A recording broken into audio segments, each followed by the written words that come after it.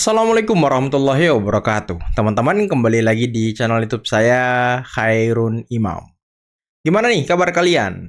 Semoga kita semua selalu diberi kesehatan, kemudahan, dan juga limpahan rezeki dari Yang Maha Kuasa, teman-teman ya.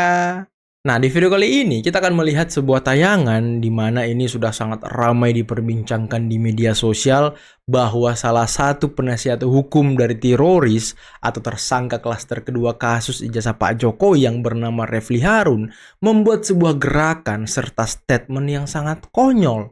Saya nggak tahu ya apakah ini video baru atau tahun lalu atau tahun kapan, tapi ini bisa saja memicu perselisihan antar umat beragama. Nah, mungkin kita semua sudah tahu bahwa tanggal 25 Desember ini kan hari raya saudara kita umat Kristiani. Tapi Refli Harun dan kawan-kawannya malah membuat gerakan tanggal 25 Desember sebagai hari mualaf nasional. Ini kan konyol, teman-teman. Nah, selain itu, kita juga akan melihat sebuah tayangan di mana Ahmad Khozinuddin, kuasa hukum dari Roy Suryo, lagi-lagi babak belur, terdesak saat tampil di salah satu stasiun TV. Dan ketika dia menjelaskan mengenai ijazah Pak Jokowi gelar perkara khusus, Khozinuddin malah dibombardir pertanyaan dari hostnya. Ya, sampai-sampai Khozinuddin tak bisa menjawab dan mengelak sana sini, teman-teman. Ya, inilah salah satu kualitas dari kuasa hukum Roy Suryo ya. Nah, dan lagi ada video di mana Pak Susno Duaji, mantan Kabareskrim Polri yang kemarin sempat diisukan membela Roy Suryo, sekarang malah mendukung UGM. Malah mengatakan hal yang sangat mengejutkan. Kira-kira apa ya? Dan apakah ini bisa membuat Roy Suryo CS posisinya makin tidak baik? Ataukah mereka makin terancam? Nanti kita simak videonya. Tapi sebelum itu jangan lupa like, subscribe, dan share. Dan tanpa perlu berlama-lama lagi, mari kita mulai videonya berikut ini. Berarti yang paling berwenang Pak menyatakan, loh iya ini yang asli, ini yang palsu, itu siapa Pak? Ya UGM. UGM. Ya UGM, masa kita nanya ke orang lain gitu. Karena mereka yang mengeluarkan. Ya yang mengeluarkan dia ya. Pak, ya betul. Misalnya yang mengeluarkan UGM, rektornya mengatakan asli, dosennya mengatakan asli, dekannya mengatakan asli. Kemudian teman sekolahnya, teman kuliah mengatakan iya. Kita ngeyel, enggak gitu. Loh, boleh saja, tapi kengeyelan ini harus melihatkan bukti. Ya. Setelah melihatkan bukti, misalnya masih juga nggak percaya, wah aparat penegak hukumnya pasti sudah kong kali kong, wah UGM-nya sudah pastikan kulikong ya, bubarlah kalau gitu. Maaf ya, saya ini nggak mihak siapapun ya. Ya, betul. Nanti jangan sampai saya, Pak Susno itu ternaknya Mulyono, gitu. Pengikut cebong ya kan gitu. Biasanya digoreng begitu. Digoreng gitu. Tidak, saya sangat netral, saya nggak ada kaitan apapun. Menyimpulkan bahwa ijazah itu ya yang selama ini kita lihat, yang sebelumnya ditutup-tutupi. Bahkan ketika Dian Sandi mengupload, kubu Jokowi menyatakan itu tidak mendapatkan izin dari Abang Dian. boleh sambil berdiri Bang, yang menguatkan palsu itu di bagaimana? Tulisan, nomor seri, foto, atau boleh Bang? Kalau analisa kan sambil sudah merapat ada. saya berdiri tunjukkan. Kenapa masih ngotot yang untuk palsu jelas, ini? barang inilah yang selama ini diingkari, yang sudah dianalisa oleh Roy Suryo dan Rismond, yang sudah disimpulkan 99,9% palsu, itulah yang ditunjukkan kepada kami.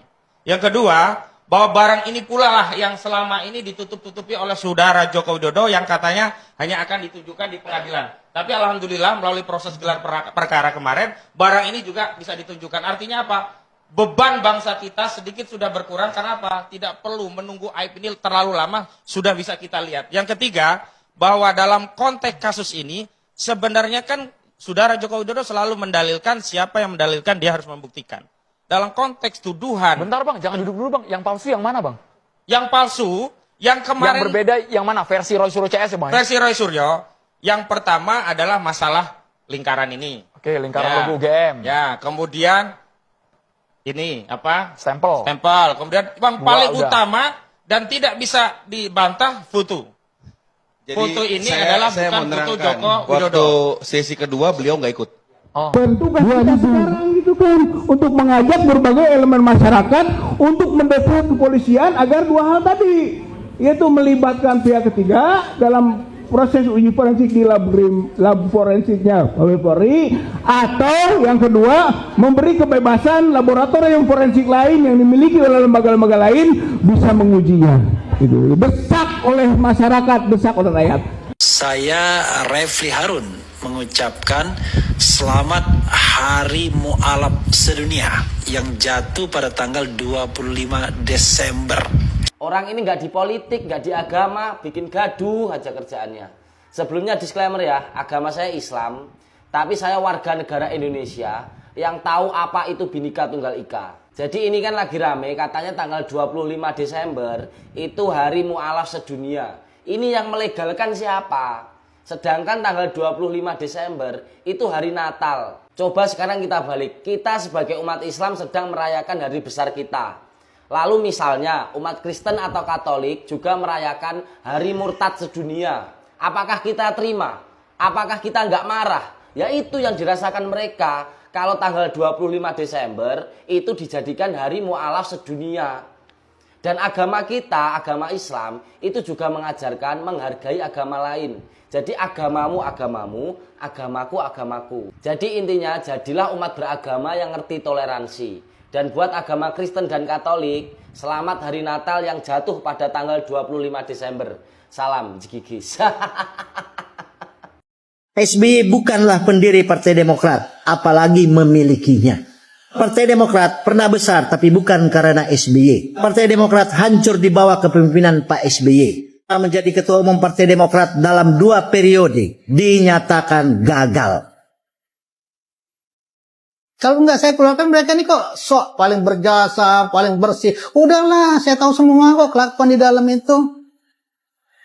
Kenapa hanya putranya beliau saja yang harus dijadikan ketua umum?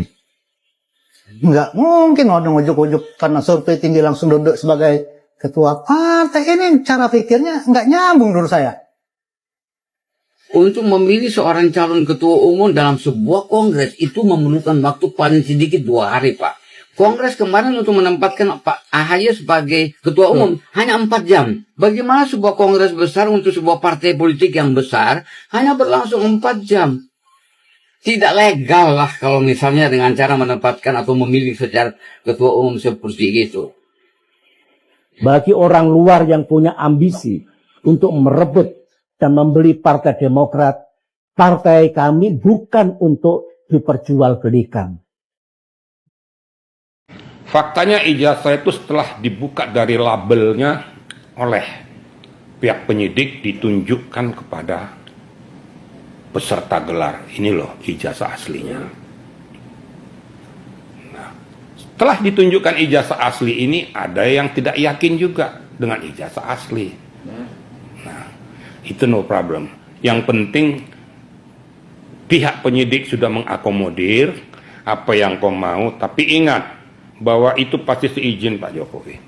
Dan itu tidak suatu keharusan ditunjukkan ijazah asli itu.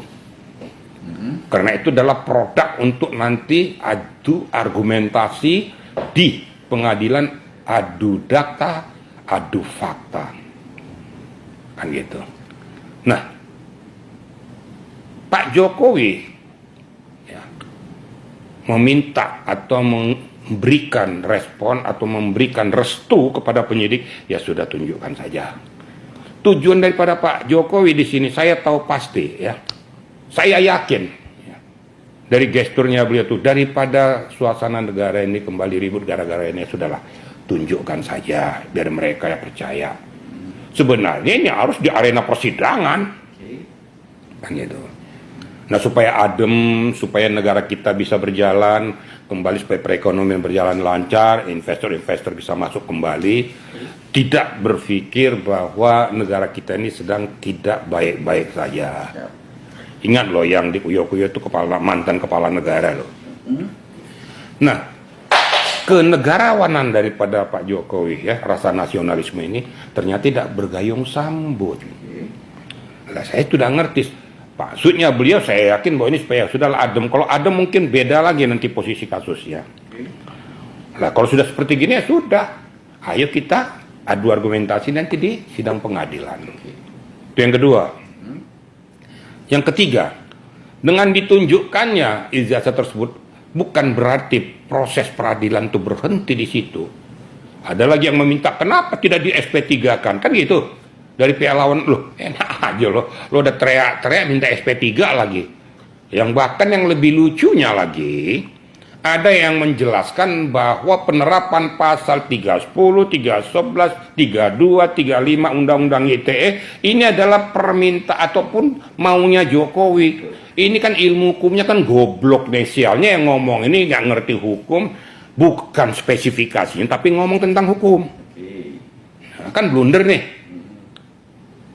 Pak Jokowi melalui kuasa hukumnya hanya menyampaikan ini loh peristiwa yang sesungguhnya, mereka telah melakukan ini, mencemarkan nama baik saya, memfitnah saya, membuat upload di media melalui editan, ya, bahwa ijazah saya seolah-olah palsu. Nah, penyidik kan mempelajari, menganalisis, akhirnya mengambil kesimpulan berdasarkan hasil gelar perkara. Berarti ini cocoknya diterapkan pasal 310, 311, pasal 32 Undang-Undang ITE. Di sana kan jelas-jelas dinyatakan bahwa di pasal 32 itu tidak boleh mengedit, tidak boleh merubah atau tidak boleh memotong isi daripada substansi ijazah itu tanpa seizin daripada pemiliknya. Saya tegaskan satu, apabila ini dokumen negara, ya, dokumen negara yang dikeluarkan dokumen negara ini, ya, itu tidak hanya pemiliknya, tetapi yang mengeluarkan ijazah ini pihak UGM harus merestui itu, karena dia mengeluarkan ini secara natural. Ini loh ijazah ini, tiba-tiba ada kita mengedit-edit masalah itu tidak sesuai dengan apa yang dikeluarkan UGM, itu juga kena. Makanya dikatakan dikenakanlah dia pasal 32 Undang-Undang ITE. Jadi bukan Pak Jokowi, jadi nggak ngarang-ngarang. Pak Jokowi dengan kuasa hukumnya hanya menyampaikan risalah permasalahan yang dia alami, yang dia rasakan. Akibat daripada perbuatan mereka timbullah kerugian baik moral maupun material bagi Pak Jokowi pribadi dan keluarganya. Jadi jangan diputer-puter nih. Nah, akhirnya lari ke sana, lari ke sini. Kok tega-teganya mentersangkakan kami, membuat kami supaya masuk penjara sampai 11 tahun, 12 tahun, dan lain sebagainya. Lalu yang bikin masalah kalau yang ribut. Ini bayar pajak. Nah, ya itulah. Jadi, susah gitu loh. Kalau dibilang bayar pajak, semua juga bayar pajak. Kan gitu. Nah, jadi mari kita tegakkan hukum. Kita buat struktur hukum itu sesuai dengan etika prosedurnya. Katakanlah bahwa itu benar-benar, katakanlah salah. Saya nggak peduli dengan tanggapan orang siapapun. Kalau bertentangan dengan undang-undang, saya berani untuk menantang. Kawan-kawan, video Pak Antasari ini akan menghubungkan kita dengan drama ijazah palsu dan pemakzulan Pak Gibran. Sejak kecil, saya diajari kejujuran oleh orang tua saya. Untuk itulah maka saya mohon kepada Bapak Susilo Bambang Yudhoyono jujur. Beliau tahu perkara saya ini. Untuk itu beliau jujur cerita apa yang beliau alami dan apa yang beliau perbuat. Beliau perintahkan siapa untuk itulah maka saya mohon kepada Bapak Susilo Bambang Yudhoyono jujur. Dan saya akan mencoba menarik benang merah dari pengakuan Pak Antasari ini dengan dugaan adanya orang besar dan agenda besar di balik drama ijazah palsu dan pemakzulan Pak Gibran ini. Kita cek videonya. Lalu saya sampaikan bahwa ada orang malam-malam ke rumah saya. Gitu? Nah, orang itu siapa? Mohon maaf Mas, saya lihat label baju Anda, saya mohon maaf. Orang itulah Haritanu Sudibyo. Haritanu. Nah, beliau diutus oleh Cekias waktu itu. Siapa di Cekias? Nah, datang ke rumah saya minta supaya saya jangan menahan oleh Pohan. Itu ya. Nah, karena saya bawa misi Pak, saya diperintah di sana untuk nemui Bapak.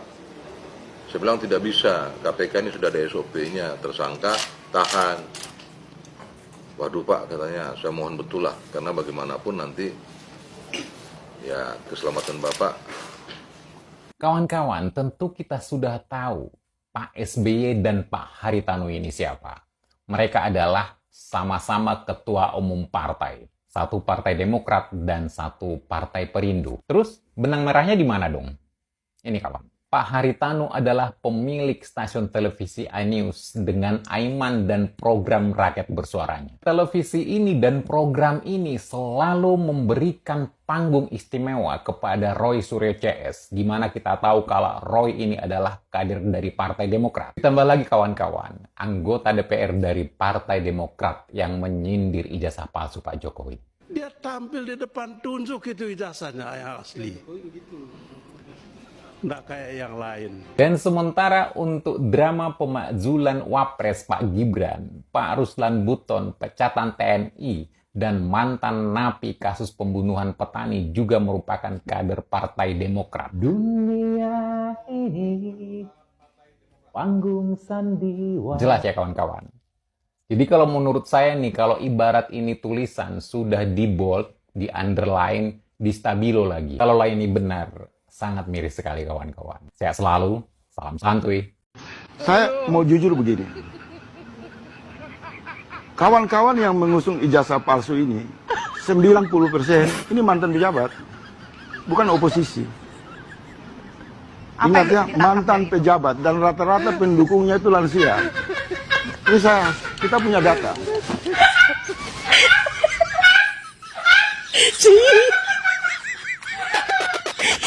Ya, Bang Faisal bisa aja, Bang Faisal. Harusnya diperjelas dong, Bang. Lansia itu siapa aja? Diketuai lansia itu ketuanya Pak Amin Rais. Gitu. Diperjelas, Bang. Pak Amin Rais ketuanya lansia. Terus pejabat-pejabat yang dipecat siapa aja? Refli Harun, ya, 2 kali dipecat komisaris. Terus siapa lagi? Said Didu dari Kementerian BUMN dipecat juga. Terus siapa lagi pejabat-pejabat? Gatot Nurmantio sama juga di reshuffle ataupun diganti, dicopot dari Panglima sebelum masa pensiun. Abraham Samad sama juga, ya kan, dicopot dari Ketua KPK karena tersandung kasus pemalsuan dokumen, ditersangkakan. Terus siapa lagi, Bang? Ya kalian cari aja sendiri. Banyak yang disebut Bang Faisal tadi, garis besarnya kan pejabat. Dan jangan lupa juga satu, dari golongan ormas juga Bang Faisal. Ada ormas yang dibubarkan, yang merasa dapurnya diganggu Pak Jokowi, yang hari ini juga konsisten membenci Pak Jokowi. Ya ormasnya apa aja, ya saya nggak perlu sebut, mungkin semua juga sudah pada tahu. Yang dibubarkan Pak Jokowi itu ada 2 ormas yang dicap radikal. Nah semoga para lansia-lansia ini cepat menyadari langkah mereka agar ke depan kembali ke jalan yang benar. Itu aja sebenarnya garis besarnya Bang Faisal. Terverifikasi, sudah diverifikasi, sudah dikalibrasi ya secara profesional, secara sungguh-sungguh oleh pihak penyidik bahwa ijazah asli Pak Jokowi adalah 1 dari 700 alat bukti yang sudah ada di tangan penyidik. Bahwa masih ada dari 8 orang itu ada beberapa orang yang masih melecehkan, menyindir ya kan, bahwa itu bukan ijazah asli, itu palsu. Ya biarkan saja. Namanya juga orang sedang mencoba bertahan ya kan. Wajar kalau setelah melihat yang asli pun ya masih menganggap ya seperti Roy Suryo, Rustam Effendi, Kurniati ya kan, Tifa Risma masih tetap mengatakan bahwa itu bukan ijazah asli. Ya biarkan saja. Pak Jokowi pun ya sebagai terlapor juga sumringah kok, tenang-tenang saja, nggak mikirin lagi tuh, biarkan aja tuh proses hukum. Bagi Pak Jokowi ya proses hukum harus tetap dilanjutkan sampai tuntas. Agar apa? Agar tetap ada efek jerah. Agar kita semua taat hukum. Bahwa kebebasan berpendapat itu bukan sebebas-bebasnya, ada aturannya. Ya kita memang dilindungi oleh konstitusi untuk bebas berbicara, bebas berserikat dan berkumpul, ya. Tetapi ya penyampaian aspirasi kita, pendapat kita harus bertanggung jawab, tidak boleh ya merugikan orang lain, merusak nama baik orang lain, menginjak-injak harkat dan martabat orang lain. Itu yang tidak boleh. Konstitusi kita tidak mengatur yang seperti itu. Karena kalau itu yang terjadi, kita lagi bukan negara demokrasi. kita menjadi negara barbar. Dan aksi barbar itu sudah dipertontonkan ya oleh Roy Suryo dan kawan-kawan. Polda Metro Jaya menilai analisa dan buku Jokowi's White Paper terkait tudingan ijazah palsu Presiden ke-7 RI, Joko Widodo tidak memenuhi standar karya ilmiah karena hanya berisi klaim dan asumsi tanpa metodologi yang sahih. Sementara itu, Jokowi disebut siap memaafkan sebagian besar pihak yang dilaporkan atas dugaan pencemaran nama baik. Namun, proses hukum tetap dilanjutkan terhadap 3 orang, yakni Roy Suryo, Dr. Tifa, dan Rismon Sianipar, yang dinilai bersikap ekstrem dan terus menolak keaslian ijazah meski bukti telah ditunjukkan. Oke, itulah tadi teman-teman beberapa video yang bisa kita simak, yang bisa kita saksikan pada kesempatan kali ini. Dan gimana menurut kalian tentang Rizal Fadila yang keselak saat keluar-keluar, saat ngomong dengan suara lantang? Untung nyawanya nggak lewat ya kan? Saya jadi teringat dengan apa yang menimpa Roy Suryo beberapa hari lalu ketika dia juga sedang menjelek-jelekan Pak Jokowi, mengatakan hal-hal negatif terkait dengan Pak Jokowi. Dia tiba-tiba keselak sampai susah napas, batuk-batuk ya kan? Inilah bahayanya. Umur kalian ini kan sudah sepuh-sepuh, sudah di atas 45, sudah di atas 50 mungkin. Ya kita bisa lihatlah gerombolan-gerombolan pembenci ini udah sepuh semua teman-teman. Jarang anak muda yang ikut-ikut mereka ini. Karena kalau anak muda ya masih waras pikirannya. Kalau orang-orang tua ini kan ya gampang diracuni pikirannya teman-teman. Jadi ya saya ingatkan hati-hati, utamanya Rizal Fadila nih. Kadang kan kalau dia keluar-keluar di orasi itu lantang banget gitu, hati-hati. Nanti ketika Anda orasi menjelek-jelekkan orang, mengfitnah Pak Jokowi, menghina Pak Jokowi, tiba-tiba lewat ya kan? Gimana tuh? Bahaya. Jadi kita ingatkan kepada mereka nih. Tapi ya gimana menurut kalian tentang gerakan 25 Desember Hari Mu'alaf Nasional ini? Kan bahaya teman-teman. Dan ini dengan terang-terangan diucapkan oleh Refli Harun. Dan bukan cuma Refli Harun, kalau saya lihat video fullnya, di situ ada Iyu Sujana juga yang mengikut mengucapkan, ada namanya Fadlan Garamatan yang juga ustadz dari Timur. Nah, saya pikirnya begini teman-teman ya. Terlepas ini video baru atau lama, tapi ini kembali digoreng-goreng di media sosial. Tapi ya simpelnya seperti ini. Kalau memang kalian atau kita semua umat muslim, tapi saya pikir tidak semua ya, tapi sebagian besar umat muslim tidak ingin mengucapkan selamat hari raya kepada saudara-saudara kita, ya minimal kita nggak usah ribut, nggak usah ngoceh, nggak usah membuat gerakan-gerakan tambahan gitu. Diam aja udah, nggak usah ini membangun gerakan-gerakan yang bisa memicu perpecahan. Jangan. Kita harus hormati saudara-saudara kita yang sedang merayakan hari rayanya. Dan mengenai Pak Susno, ini banyak sekali yang ngomong kalau Pak Susno ini katanya mencela-mencele, lain besok, lain sekarang. Tapi ya apapun itu yang diucapkan Pak Susno tadi ya sudah sangat benar dan luar biasa teman-teman. Kalau UGM sudah mengatakan asli ya mau gimana lagi ya kan? Apa yang bisa kita lakukan? Dan apa yang bisa dilakukan Roy Suryo? Dan Polda Metro ketika konferensi persnya mengenai gelar perkara khusus, ditegaskan lagi bahwa ijazah Pak Jokowi yang sekarang disita Polda Metro itu adalah ijazah yang diterbitkan oleh UGM. Nah, gimana tuh? Gimana tuh? Mau ngomong apa lagi kira-kira mereka kalau seperti itu teman-teman? Udah skakmat ini, game over udah. 12 tahun ini kayaknya ya. Udah 12 tahun teman-teman hukumannya nih. Kita nantikan saja nanti di pengadilan ya. Karena Polda Metro juga sepertinya akan mempercepat kasus ini sampai pengadilan. Ya nanti kalau berkasnya sudah dilimpahkan ke kejaksaan, sudah P21, apakah dia akan ditahan? Semoga ditahan gitu ya kan. Biar tidak ada lagi yang berisik di ruang-ruang publik kita. Biar mereka ini mulutnya sedikit dibungkam gitu ya kan. Karena setiap tampil di TV, waduh dia nggak mau kalah sama debat sama siapapun. Konyol orang-orang ini teman-teman. Bikin emosi orang-orang tuh. Aduh, udahlah mungkin cukup sekian dulu video kali ini. Jangan lupa like, subscribe, dan share videonya. Akhir kata, billahi taufiq wal hidayah. Assalamualaikum warahmatullahi wabarakatuh. Bye-bye.